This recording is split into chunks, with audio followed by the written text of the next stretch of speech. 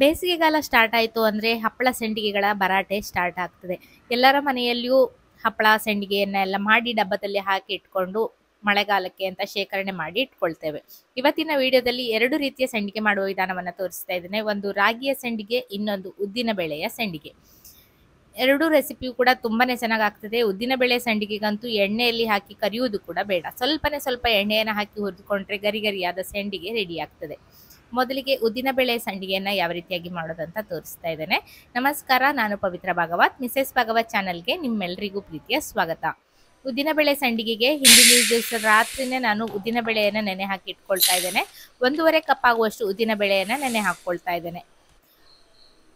ನಂತರ ನೀರನ್ನು ಹಾಕಿ ಚೆನ್ನಾಗಿ ತೊಳೆದು ರಾತ್ರಿ ನೆನೆ ಇಟ್ಕೊಂಡ್ರೆ ಮರುದಿವಸ ಬೆಳಿಗ್ಗೆ ಇದನ್ನ ರುಬ್ಬಿ ತಕ್ಷಣನೇ ಮಾಡುದು. ರುಬ್ಬಿ ಇಟ್ಟು ಹುಳಿ ಬರ್ಲಿಕ್ಕೆಲ್ಲ ಇಲ್ಲ. ಇದು ರಾತ್ರಿ ನೆನೆ ಇಟ್ಕೊಂಡಿದ್ದೇನೆ. ಮರುದಿವಸ ಬೆಳಿಗ್ಗೆ ಇದಕ್ಕೆ ಬೇಕಾಗುವಂತಹ ಗುಂಬಳಕಾಯಿಯನ್ನ ಕಟ್ ಮಾಡಿಕೊಂಡು ಅದರ ತಿರುಳು ಹಾಗೂ ಬೀಜವನ್ನೆಲ್ಲ ತೆಗೆದು ಹಾಕಿ ಹಾಗೆ ಹೊರಭಾಗದ ಸಿಪ್ಪೆಯನ್ನು ಕೂಡ ತೆಗೆದು ಹಾಕೊಂಡು ತುರ್ಕೊಳ್ತಾ ಇದ್ದೇನೆ. ನಾನಿಲ್ಲಿ 1 ಗುಂಬಳಕಾಯಿಯನ್ನು ಬಳಸಿದ್ದೇನೆ. ಸಾಧಾರಣ 1.5 ಇಂದ 2 kg ಇತ್ತದು. ಅದರ ತಿರುಳು ಹಾಗೆ ಸಿಪ್ಪೆನೆಲ್ಲ ತೆಗೆದು ಹಾಕಿದ ನಂತರ ಸ್ವಲ್ಪ ಕಡಿಮೆ ಆಗ್ತದೆ. ಇದರಲ್ಲಿ ಅಳತೆ ಏನು ಇಂಪಾರ್ಟೆಂಟ್ ಇಲ್ಲ. ನಿಮಗೆ ಗುಂಬಳಕಾಯಿ ಎಷ್ಟು ಬೇಕಾದರೂ ಸೇರಿಸ್ಕೊಳ್ಬೋದು. ಹಾಗಂತ ತುಂಬ ಗುಂಬಳಕಾಯಿಯನ್ನು ಹಾಕೊಳ್ಳೋದು ಬೇಡ. ಈಗ 1.5 ಕಪ್ ಆಗುವಷ್ಟು ನಾನು ಉದ್ದಿನ ಬೇಳೆಯನ್ನು ಬಳಸಿದ್ದಕ್ಕೆ ಇಷ್ಟು ಪ್ರಮಾಣದಲ್ಲಿ ಹಾಕೊಳ್ತಾ ಇದ್ದೇನೆ. ಸಾಧಾರಣ ನೋಡ್ಬೋದು ಒಂದು 3-4 ಕಪ್ ಆಗುವಷ್ಟು ತುರಿ ಆಗಿದೆ ಅಷ್ಟೇ. ಈ ಪ್ರಮಾಣದಲ್ಲಿ ಹಾಕೊಂಡಾಗ ಉದ್ದಿನ ಬೇಳೆಯ ಸಂಡಿಗೆ ತುಂಬಾನೇ ರುಚಿಕರವಾಗಿ ಬರ್ತದೆ, ಹಾಗೆ ಆರೋಗ್ಯಕರವಾಗಿಯೂ ಕೂಡ ಇರ್ತದೆ ಕುಂಬಳಕಾಯಿಯನ್ನ ಸೇರಿಸಿರೋದ್ರಿಂದ. ಕುಂಬಳಕಾಯಿಯನ್ನ ತುರಿದ ನಂತರ ಅದರ ರಸವನ್ನೆಲ್ಲ ಹಿಂಡಿ ತೆಕ್ಕೊಂಡಿದ್ದೇನೆ. ತುರಿಯಲ್ಲಿ ಸ್ವಲ್ಪನೂ ಕೂಡ ರಸ ಇರಬಾರ್ದು. ಈ ರೀತಿ ಡ್ರೈ ಆಗಬೇಕು. ಸಂಪೂರ್ಣವಾಗಿ ಚೆನ್ನಾಗಿ ಹಿಂಡಿ ರಸವನ್ನು ತೆಗಿಬೇಕು. ನಾವು ನಂತರ ಇದೇ ರಸದಲ್ಲಿ ಉದ್ದಿನ ಬೇಳೆಯನ್ನ ರುಬ್ಕೊಳ್ಳೋದು. ಉದ್ದಿನ ಬೇಳೆಯನ್ನು ನೆನೆಸಿಟ್ಟಿರುವಂತಹ ನೀರನ್ನು ತೆಗೆದು ಹಾಕೊಂಡು ನಾವು ತೆಗೆದಿರುವಂತಹ ಗುಂಬಳಕಾಯಿಯ ರಸದಿಂದ ಉದ್ದಿನ ಬೇಳೆಯನ್ನ ರುಬ್ಕೊಳ್ಬೇಕು. ಇಲ್ಲಾಂದ್ರೆ ಕುಂಬಳಕಾಯಿ ರಸ ವೇಸ್ಟ್ ಆಗ್ತದಲ್ಲ, ಹಾಗಾಗಿ ಉದ್ದಿನ ಬೇಳೆಯ ನೀರನ್ನ ತೆಗೆದು ಇದಕ್ಕೆ ಕುಂಬಳಕಾಯಿಯ ರಸವನ್ನ ಸೇರಿಸಿ ಗ್ರೈಂಡರಲ್ಲಿ ನಾನು ರುಬ್ಕೊಳ್ತಾ ಇದ್ದೇನೆ. ತುಂಬಾನೇ ಚೆನ್ನಾಗಿ ಒದಗಿ ಬರ್ತದೆ. ಇಲ್ಲ ಅಂದ್ರೆ ಅದು ಮಿಕ್ಸಿಯಲ್ಲೆಲ್ಲ ಹಾಕಿದಾಗ ಅಷ್ಟು ಚೆನ್ನಾಗಿ ಒದಗಿ ಬರುವುದಿಲ್ಲ. ಉದ್ದಿನ ಬೇಳೆ ಹಿಟ್ಟು ಅಷ್ಟು ಚೆನ್ನಾಗಿ ಆಗೋದಿಲ್ಲ. ಹಾಗಾಗಿ ನಾನು ಗ್ರೈಂಡರಲ್ಲಿ ಹಾಕ್ತಾ ಇದ್ದೇನೆ. ಇಲ್ಲ ಅನ್ನುವರು ಅನಿವಾರ್ಯ ಇದ್ದರೆ ನೀವು ಮಿಕ್ಸಿ ಜಾರಲ್ಲಿ ಹಾಕಿ ರುಬ್ಕೊಳ್ಬೋದು. ಸ್ವಲ್ಪನೇ ಸೇರಿಸ್ಕೊಳ್ತಾ ಬಿಸಿ ಆಗದೆ ಇರುವ ಹಾಗೆ ನೋಡಿಕೊಂಡು ರುಬ್ಕೊಂಡ್ರೆ ತುಂಬಾ ಚೆನ್ನಾಗಿ ಒದಗಿ ಬರ್ತದೆ. ಸ್ವಲ್ಪನೇ ಗುಂಬಳಕಾಯಿಯ ನೀರನ್ನು ಸೇರಿಸ್ಕೊಳ್ತಾ ನಾನು ರುಬ್ಕೊಳ್ತಾ ಇದ್ದೇನೆ. ಒಮ್ಮೆಲೆ ನೀರನ್ನು ಹಾಕೊಂಡ್ರು ಕೂಡ ಅಷ್ಟು ಚೆನ್ನಾಗಾಗೋದಿಲ್ಲ. ಸ್ವಲ್ಪನೇ ಸೇರಿಸ್ಕೊಳ್ತಾ ನೋಡ್ಬೋದು. ನಾವು ಇಡ್ಲಿಗೆಲ್ಲ ಗಟ್ಟಿಯಾಗಿ ರುಬ್ಕೊಳ್ತೇವಲ್ಲ, ಆ ರೀತಿಯಾಗಿ ರುಬ್ಕೊಂಡಿದ್ದೇನೆ. ಚೆನ್ನಾಗಿ ನುಣ್ಣಗೆ ರುಬ್ಕೊಳ್ಬೇಕು. ಈಗ ಮಿಕ್ಸಿ ಜಾರಲ್ಲಿ ರುಚಿಗೆ ಬೇಕಾಗುವಷ್ಟು ಉಪ್ಪನ್ನು ಹಾಕೊಂಡಿದ್ದೇನೆ. ನಂತರ ಆಮ್ಚೂರ್ ಪೌಡ್ರನ್ನ ಹಾಕೊಳ್ತಾ ಇದ್ದೇನೆ. ಆಮ್ಚೂರ್ ಪೌಡ್ರ್ ಇಲ್ಲ ಅಂದ್ರೆ ಮಾವಿನಕಾಯಿಯ ಹುಡಿಯನ್ನು ಬೇಕಾದ್ರೂ ನೀವು ಬಳಸ್ಬೋದು. ಮಾವಿನಕಾಯಿಯನ್ನ ತುರಿದು ಹಾಕೊಂಡ್ರು ಕೂಡ ಆಗ್ತದೆ. ನಂತರ ಹಸಿ ಮೆಣಸು ಒಂದು 7-8 ಹಾಕೊಂಡಿದ್ದೇನೆ. ಹಾಗೆ ಜೀರಿಗೆ ಮೆಣಸು ಹಾಕೊಂಡಿದ್ದೇನೆ ಯಥೇಚ್ಛವಾಗಿ. ಇಂಗನ್ನು ಕೂಡ ಹಾಕೊಳ್ತಾ ಇದ್ದೇನೆ. ಉದ್ದಿನ ಬೇಳೆ ಸಂಡಿಗೆಗೆ ಇಂಗನ್ನ ಚೆನ್ನಾಗಿ ಹಾಕೊಳ್ಳಿ. ರುಚಿ ಕೂಡ ಚೆನ್ನಾಗಿರ್ತದೆ. ಹಾಗೆ ಉದ್ದಿನ ಬೇಳೆ ವಾಯು ಅಂತ ಹೇಳ್ತಾರೆ. ಇಂಗು ಬಿದ್ದಾಗ ಚೆನ್ನಾಗಾಗ್ತದೆ. ಈ ರೀತಿಯಾಗಿ ನೀರನ್ನು ಸೇರಿಸದೆ ಪೇಸ್ಟನ್ನು ಮಾಡ್ಕೊಂಡಿದ್ದೇನೆ. ಖಾರ ರೆಡಿಯಾಗಿದೆ. ಈಗ ರುಬ್ಬಿರುವ ಉದ್ದಿನ ಬೇಳೆಯ ಹಿಟ್ಟಿಗೆ ತುರಿದಿರುವಂತಹ ಗುಂಬಳಕಾಯಿಯನ್ನು ಹಾಕೊಂಡಿದ್ದೇನೆ. ಅದರಲ್ಲಿ ಸ್ವಲ್ಪನೂ ನೀರಿನಂಶ ಉಳಿಬಾರ್ದು. ನೀರಿನಂಶ ಇದ್ರೆ ನಾವು ಹಿಟ್ಟು ರುಬ್ಬಿದ ನಂತರ ನೀರು ಬಿದ್ದರೆ ಮತ್ತು ನೀರಾಗಿ ಹೋಗ್ತದೆ. ಸಂಡಿಗೆ ಹಾಕೋದು ಕಷ್ಟ ಆಗ್ತದೆ. ಹಾಗಾಗಿ ಗಟ್ಟಿಯಾಗಿ ಹಿಂಡ್ಕೊಂಡು ತಗೊಳ್ಳೋದು ಒಳ್ಳೆಯದು. ನಂತರ ರುಬ್ಬಿರುವಂತಹ ಪೇಸ್ಟನ್ನು ಹಾಕಿ ಚೆನ್ನಾಗಿ ಮಿಕ್ಸ್ ಮಾಡ್ಕೊಳ್ತಾ ಇದ್ದೇನೆ. ಉಪ್ಪು, ಹುಳಿ, ಖಾರ ಎಲ್ಲವೂ ಕೂಡ ಇದಕ್ಕೆ ಹಾಕೊಂಡಿದ್ದೇವಲ್ಲ, ಚೆನ್ನಾಗಿ ಮಿಕ್ಸ್ ಮಾಡಿಕೊಂಡು ಉಪ್ಪನ್ನು ಒಮ್ಮೆ ಚೆಕ್ ಮಾಡ್ಕೊಳ್ಬೋದು. ಸರಿಯಾಗಿದೆ ಅಂತ ಅನಿಸಿದರೆ ಹಾಗೆ ಹಾಕ್ಬೋದು. ಉಪ್ಪು ಸ್ವಲ್ಪ ಹಿಂದೆ ಇದ್ರೂ ಪರವಾಗಿಲ್ಲ. ತುಂಬ ಸಪ್ಪೆ ಆದರೆ ಮತ್ತೆ ಸೇರಿಸ್ಕೊಳ್ಬೋದು. ಒಂದು ಪಾತ್ರೆಯಲ್ಲಿ ಫುಲ್ ಆಗಿದೆ ನೋಡ್ಬೋದು. ಚೆನ್ನಾಗಿ ಮಿಕ್ಸ್ ಮಾಡಿಕೊಂಡು ತಗೊಳ್ತಾ ಇದ್ದೇನೆ. ಸ್ವಲ್ಪ ಉಪ್ಪು ಕಡಿಮೆ ಅಂತ ಅನಿಸಿದ್ರಿಂದ ಮತ್ತೆ ಸ್ವಲ್ಪ ಉಪ್ಪನ್ನು ಹಾಕ್ಕೊಳ್ತಾ ಇದ್ದೇನೆ. ಕೆಲವೊಬ್ಬರು ಉದ್ದಿನ ಸಂಡಿಗೆಗೆ ಕುಂಬಳಕಾಯಿಯನ್ನು ಹಾಕುವ ಕ್ರಮ ಇಲ್ಲ. ನಮ್ಮೂರಲ್ಲಿ ಕುಂಬಳಕಾಯಿಯನ್ನು ಹಾಕಿ ನಾವು ಮಾಡ್ತೇವೆ. ತುಂಬಾ ಚೆನ್ನಾಗಾಗ್ತದೆ. ನೀವಿನ್ನೂ ಈ ರೆಸಿಪಿಯನ್ನು ಟ್ರೈ ಮಾಡಿಲ್ಲ ಅಂದರೆ ಖಂಡಿತ ಈ ಬಾರಿಯ ಬೇಸಿಗೆಯಲ್ಲಿ ಈ ರೆಸಿಪಿಯನ್ನು ಟ್ರೈ ಮಾಡಿ ನೋಡಿ. ಸ್ವಲ್ಪ ಉಪ್ಪು ಕಡಿಮೆ ಆಗಿದ್ದರಿಂದ ಹಾಕಿ ಚೆನ್ನಾಗಿ ಮಿಕ್ಸ್ ಮಾಡ್ಕೊಂಡಿದ್ದೇನೆ. ಈ ರೀತಿ ಸಂಡಿಗೆನ ಹಾಕಲಿಕ್ಕೆ ಬರುವ ಹಾಗೆ ಹಿಟ್ಟನ್ನು ರೆಡಿ ಮಾಡ್ಕೊಂಡು ಇರಬೇಕು.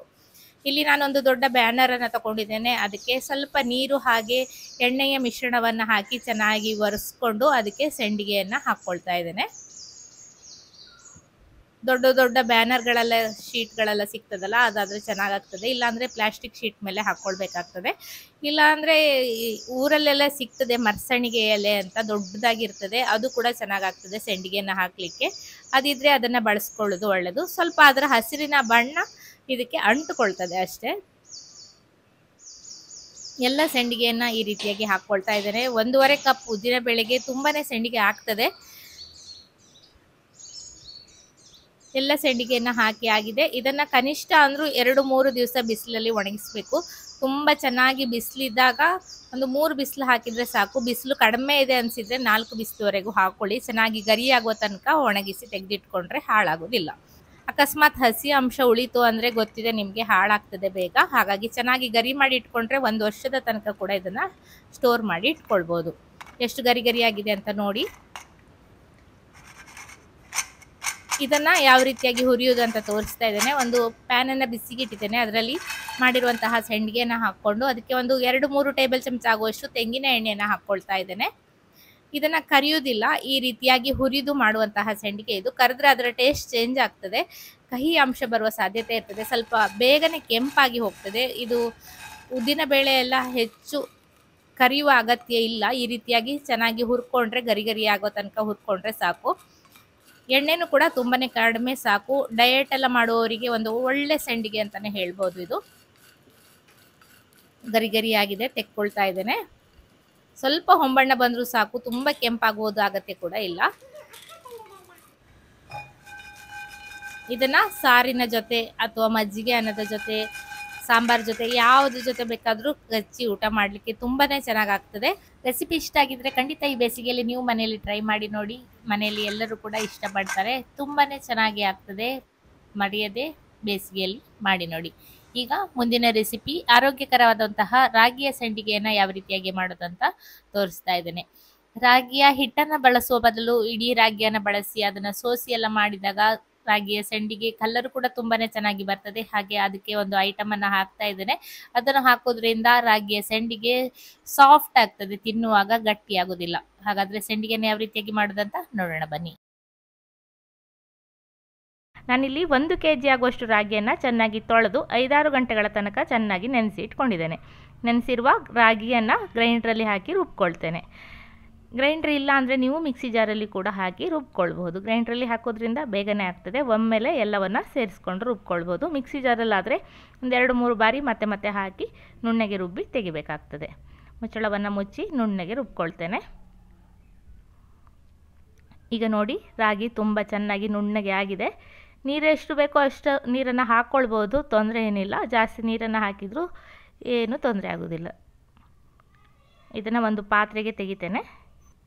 ಪಾತ್ರೆಗೆ ತೆಗೆದ ನಂತರ ನಾನು ಇದನ್ನು ಸೋಸ್ತೇನೆ. ಅದರಲ್ಲಿರುವ ಸಿಪ್ಪೆ ಏನಿರ್ತದೆ ಅದನ್ನು ಬೇರೆ ಮಾಡಬೇಕು, ಹಾಲನ್ನು ಬೇರೆ ಮಾಡಬೇಕು. ಸಿಪ್ಪೆ ಕೂಡ ಹಾಕಿದರೆ ಸಂಡಿಗೆ ಸ್ವಲ್ಪ ಗಟ್ಟಿಯಾಗಿ ಬರ್ತದೆ. ಹಾಗಾಗಿ ಸಿಪ್ಪೆಯನ್ನು ತೆಗೆದು ಹಾಕೋದು ಒಳ್ಳೆಯದು. ರಾಗಿ ಹಿಟ್ಟನ್ನು ತಂದು ಕೂಡ ಕರಡಿ ಸಂಡಿಗೆಯನ್ನು ಮಾಡ್ತಾರೆ. ಆದರೆ ಈ ರೀತಿ ಜೂಳಿಯನ್ನೆಲ್ಲ ತೆಗೆದು ನಾವು ಸಂಡಿಗೆಯನ್ನು ಮಾಡಿದಾಗ ಸ್ವಲ್ಪ ಸಾಫ್ಟಾಗಿ ಬರ್ತದೆ. ಕಲ್ಲರು ಕೂಡ ತುಂಬಾ ಚೆನ್ನಾಗಿ ಬರ್ತದೆ. ನಾನು ದೊಡ್ಡ ಜಾಡಿಯಲ್ಲಿ ಗಾಳಿಸಿರೋದ್ರಿಂದ ಮತ್ತೊಮ್ಮೆ ಇದನ್ನು ಗಾಳಿಸ್ತಾ ಇದ್ದೇನೆ. ಆಗ ಮತ್ತೆ ಏನಾದರೂ ಬುಡಕ್ಕೆ ಹೋಗಿ ನಿಂತಿದ್ರೆ ಆ ಸಿಪ್ಪೆಯನ್ನು ಕೂಡ ನಾವು ತೆಗೆದು ಹಾಕ್ಕೊಳ್ಬೋದು. ಎಲ್ಲವನ್ನು ಚೆನ್ನಾಗಿ ಜರಡಿ ಹಿಡಿದು ರಾತ್ರಿ ಹಾಗೆ ಬಿಟ್ಟಿದ್ದೆ. ಆಗ ಅದು ಹುಳಿ ಬರ್ತದೆ ಹಿಟ್ಟು. ಮರುದಿವಸ ಬೆಳಿಗ್ಗೆ ನಾವು ಸಂಡಿಗೆಗೆ ಹಿಟ್ಟನ್ನು ಕಾಸಬೇಕು. ಅದಕ್ಕಿಂತ ಮುಂಚೆ ಹಿಟ್ಟಿಗೆ ನಾನು 1-2 ಆಲೂಗಡ್ಡೆಯನ್ನು ತುರಿದು ಸೇರಿಸ್ಕೊಳ್ತೇನೆ. ಆಲೂಗಡ್ಡೆಯನ್ನು ಹಾಕೋದ್ರಿಂದ ಸಂಡಿಗೆ ರುಚಿ ಚೆನ್ನಾಗಿ ಬರ್ತದೆ, ಸಾಫ್ಟಾಗಿ ಕೂಡ ಬರ್ತದೆ. ಆಲೂಗಡ್ಡೆಯ ಬದಲಿಗೆ ಬಾಳೆಕಾಯಿಯನ್ನು ಕೂಡ ಹಾಕ್ಕೊಳ್ಬೋದು ಅಥವಾ ಸಬ್ಬಕ್ಕಿಯನ್ನು ಕೂಡ ನಾವು ನೆನೆಸಿ ರುಬ್ಬಿ ಸೇರಿಸ್ಕೊಳ್ಬೋದು. ತುರಿದಿರುವ ಆಲೂಗಡ್ಡೆಯನ್ನು ಹಾಕಿದ್ದೇನೆ. ನಂತರ ನೆನೆಸಿಟ್ಟಿರುವ ಇಂಗಿನ ರಸವನ್ನು ಹಾಕಿದ್ದೇನೆ. 1-2-3 ಕಡಲೆ ಗಾತ್ರದಷ್ಟು ಇಂಗನ್ನು ನೆನೆಸಿ ನೀರಿನಲ್ಲಿ ಕರಡಿ ಸೇರಿಸ್ಕೊಂಡಿದ್ದೇನೆ. ನಂತರ ಖಾರಕ್ಕೆ ನಾನಿಲ್ಲಿ ಅಚ್ಚ ಖಾರದ ಪುಡಿಯನ್ನು ಬಳಸ್ತಾ ಇದ್ದೇನೆ. ಬದಲಾಗಿ ಹಸಿಮೆಣಸಿನ ಖಾರವನ್ನು ಕೂಡ ನಾವು ಸೇರಿಸ್ಕೊಳ್ಬೋದು. ನಿಮಗೆ ಯಾವುದು ಇಷ್ಟ ಅದನ್ನು ಹಾಕ್ಕೊಳ್ಬೋದು. ನಂತರ ಉಪ್ಪನ್ನು ಹಾಕ್ತಾ ಇದ್ದೇನೆ. 1 ಮುಷ್ಟಿ ಆಗುವಷ್ಟು ಉಪ್ಪನ್ನು ಹಾಕಿದ್ದೇನೆ. 1 kg ಆಗುವಷ್ಟು ರಾಗಿಯನ್ನು ನಾನು ತೊಗೊಂಡಿರೋದ್ರಿಂದ. ಸಂಡಿಗೆಯನ್ನೆಲ್ಲ ಮಾಡುವಾಗ ಉಪ್ಪು ಸ್ವಲ್ಪ ಕಡಿಮೆನೇ ಹಾಕಬೇಕು. ಅದು ಬಿಸಿಲಿಗೆ ಹಾಕಿ ಒಣಗಿದ ನಂತರ ಮತ್ತೆ ಉಪ್ಪು ಅಂತ ಅನಿಸ್ತದೆ. ಹಾಗಾಗಿ ಸ್ವಲ್ಪ ಕಡಿಮೆ ಉಪ್ಪನ್ನು ಹಾಕಿ ಮಾಡ್ಕೊಳ್ಳೋದು ಒಳ್ಳೆಯದು. ಸ್ವಲ್ಪ ನೀರನ್ನು ಕಾಯಲಿಕ್ಕೆ ಇಟ್ಟಿದ್ದೇನೆ, ಏಕೆಂದರೆ ಒಂದು ವೇಳೆ ನಮ್ಮ ರಾಗಿಯ ಹಿಟ್ಟು ಕಾಸ್ತಾ ಬಂದ ಹಾಗೆ ತುಂಬಾ ಗಟ್ಟಿ ಆಯಿತು ಅಂತ ಅನಿಸಿದರೆ ಮತ್ತೆ ಸ್ವಲ್ಪ ನಾವು ನೀರನ್ನು ಸೇರಿಸ್ಕೊಳ್ಬಹುದು ಅಂತ. ನೀರು ದೋಸೆ ಹಿಟ್ಟಿನ ಹದದಲ್ಲಿ ನಾವು ರಾಗಿಯ ಹಾಲನ್ನು ಹಿಂಡಿ ತೆಗೆದಿಟ್ಕೊಂಡಿದ್ದು ಕಾಸ್ತಾ ಹೋದ ಹಾಗೆ ಗಟ್ಟಿ ಆಗ್ತಾ ಬರ್ತದೆ. ಬೇಕು ಅಂತ ಅನಿಸಿದರೆ ಅದಕ್ಕೆ ಸ್ವಲ್ಪ ಬಿಸಿ ನೀರನ್ನು ಸೇರಿಸ್ಕೊಳ್ಬೋದು. ಸ್ವಲ್ಪ ಗಟ್ಟಿಯಾಗಿದ್ದರಿಂದ ಸ್ವಲ್ಪ ಬಿಸಿ ನೀರನ್ನು ಹಾಕಿದ್ದೇನೆ. ಅದು ಮತ್ತೆ ತಣ್ಣಗಾಗ್ತಾ ಬಂದ ಹಾಗೆ ಮತ್ತೆ ಗಟ್ಟಿ ಆಗ್ತಾ ಬರ್ತದೆ. ಹಾಗಾಗಿ ಈ ರೀತಿ ದೋಸೆ ಹಿಟ್ಟಿನ ಹದದಲ್ಲಿ ನಾವು ಇದನ್ನು ಕಾಸಿ ತಣ್ಣಗಾಗಲಿಕ್ಕೆ ಬಿಡಬೇಕು. ನಾನೀಗ ಬಾಳೆ ಎಲೆಯನ್ನು ಕುಯ್ಲಿಕ್ಕೆ ಬಂದಿದ್ದೇನೆ. ನಮ್ಮ ತೋಟದಲ್ಲಿ ಒಂದು ಸುತ್ತು ಹೋಗಿ ಬರೋಣ, ಬಾಳೆ ಎಲೆಯನ್ನು ತೊಗೊಂಡು ಬರೋಣ. ನೀವು ನನ್ನ ಜೊತೆ ಬರ್ತೀರಾ ಅಲ್ವಾ?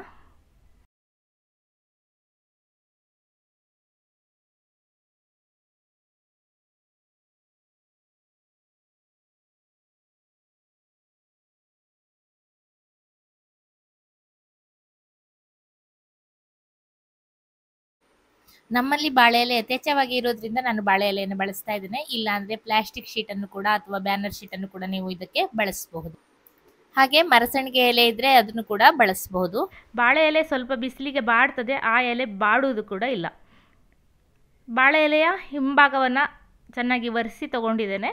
ಅದರ ಮೇಲೆ ಸ್ವಲ್ಪ ಎಣ್ಣೆ ಮತ್ತು ನೀರನ್ನು ಮಿಕ್ಸ್ ಮಾಡಿ ಈ ರೀತಿ ಚಿಮುಕಿಸಿ ಚೆನ್ನಾಗಿ ಬಾಳೆ ಎಲೆಗೆ ಒರೆಸ್ಕೊಳ್ಬೇಕು. ಆಗ ಸೆಂಡಿಗೆ ಸುಲಭವಾಗಿ ಬಿಟ್ಟು ಬರ್ತದೆ, ಅಂಟ್ಕೊಳ್ಳೋದಿಲ್ಲ ಅಂತ. ಎಲ್ಲ ಬಾಳೆ ಎಲೆಗೂ ಇದೇ ರೀತಿ ಎಣ್ಣೆ ನೀರನ್ನು ಹಾಕಿ ಚಿಮುಕಿಸಿ ಎತ್ತಿ ಇಟ್ಕೊಂಡಾಗಿದೆ. ಈಗ ಸೆಂಡಿಗೆಯನ್ನು ಹಾಕೋದು. ಈ ರೀತಿ ಚಿಕ್ಕದಾಗಿ ಸೆಂಡಿಗೆಯನ್ನು ಹಾಕ್ಕೊಳ್ತಾ ಇದ್ದೇನೆ. ನಿಮಗೆ ಯಾವ ಸೈಜಲ್ಲಿ ಬೇಕು ಅಂತ ಹೆಚ್ಚು ಕಡಿಮೆ ಮಾಡ್ಕೊಳ್ಬೋದು. ದೊಡ್ಡ ದೊಡ್ಡ ಸೆಂಡಿಗೆ ಬೇಕಾದರೆ ದೊಡ್ಡ ದೊಡ್ಡದಾಗಿ ಹಾಕ್ಕೊಳ್ಬೋದು, ಅಥವಾ ಪುಟ್ಟ ಪುಟ್ಟ ಸೆಂಡಿಗೆ ಬೇಕಾದರೆ ಈ ರೀತಿಯಾಗಿ ಚಿಕ್ಕದಾಗಿ ಹಾಕ್ಕೊಂಡ್ರೆ ಆಯಿತು. ಚೆನ್ನಾಗಿ 2ರಿಂದ 3 ದಿವಸ ಒಣಗಿಸ್ಬೇಕು. ನಾನಿಲ್ಲಿ 1 ದಿವಸ ಒಣಗಿಯಾದ ಸೆಂಡಿಗೆಯನ್ನು ತೋರಿಸ್ತಾ ಇದ್ದೇನೆ. ಎಲ್ಲ ಚೆನ್ನಾಗಿ ಒಣಗಿದೆ.